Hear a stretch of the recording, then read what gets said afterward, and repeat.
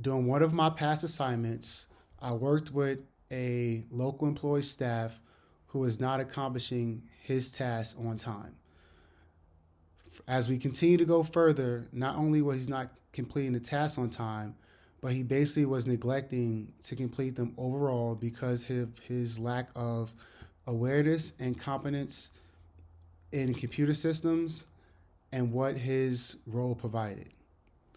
When I sat down with him, I identified that not only was he lacking in file management, but he also lacked the confidence that would help the team in providing success for the overall mission. What I did was I sat down with him and constructed an employer performance plan. This performance plan was the best means to support him and organization opposed to one, doing a reprimand that would release him from status or affect his paycheck.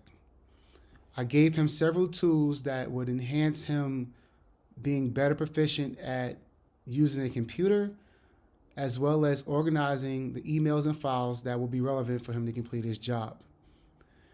As we sat down several times throughout the months, he was able to then start becoming more proficient and faster in accomplishing these tasks.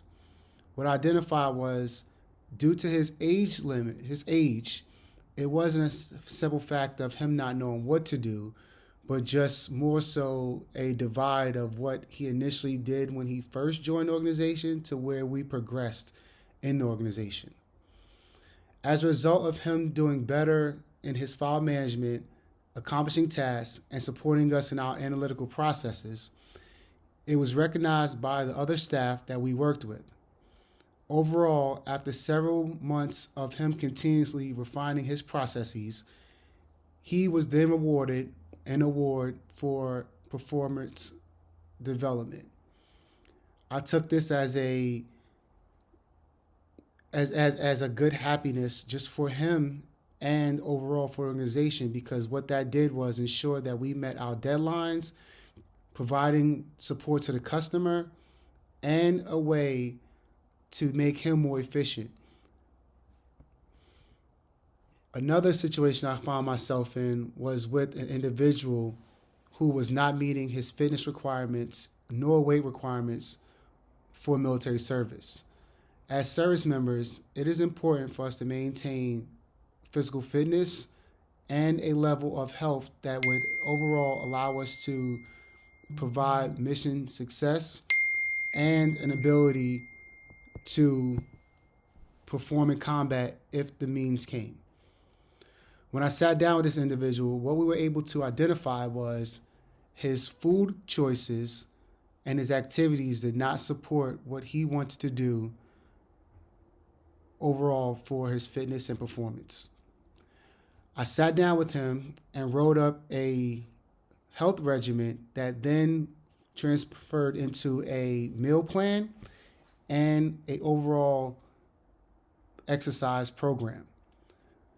With the meal plan, we worked on identifying what he was eating, what he should be eating, and then cutting out the alcohol because alcohol helps retain weight that then feeds against you performing exceptionally.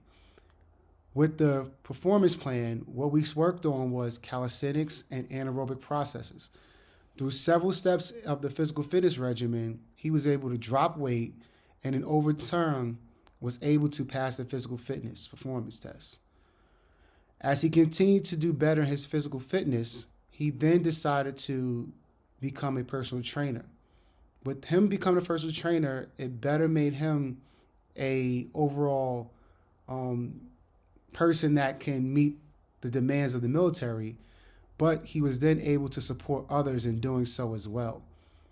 His testimonies could basically motivate not just himself, but others that fall in that same category. This is a great benefit for himself as he continues to bolster his confidence and move forward in the military, and it supports the military's development because he's able to be a great leader in the roles that he assumes in the future. A situation that I found myself in that was challenging was doing a course called U.S. Army Air Assault Course. During this course, you basically take on the roles of providing resources and supplies by helicopter extraction. After going through the course for the first few weeks, I felt confident, but unfortunately, when it came down to the practice test, an initial test, I failed the cargo net. The cargo net is one of the items that we use for supply insertion. Initially, I was unable to identify the technical shortcomings and deficiencies when I was doing the inspection. I immediately began to panic because I did not want to fail this test. So what I had to do was calm myself, start looking over my material again, watching videos, and really dedicating myself to understanding this process. I did several practice runs. I began to even try to do it with my eyes closed. Eventually, after doing so, I finally met success. This was a great thing because shortly after I deployed to Afghanistan. Afghanistan is an area that has lots of mountains, and when it comes to supply insertion, taking ground means of transportation is not the best. So in order to ensure promptness of resupply, this task for me to complete this course really became handy. I was able to call in several resupply missions that supported us in food rations, equipment that we needed throughout the time, and one of the most significant things for a service member when they're deployed is mail. Mail is one of those things that kind of bolsters everyone's motivation and supports you in just getting over what we call the hump, or that one particular thing that just keeps you going when you feel like you have nothing left.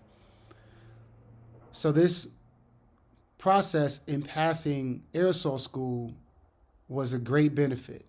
Not only did I get the badge to say I accomplished the task, but I was able to put it into practice by supporting myself and my unit when we were downrange in Afghanistan.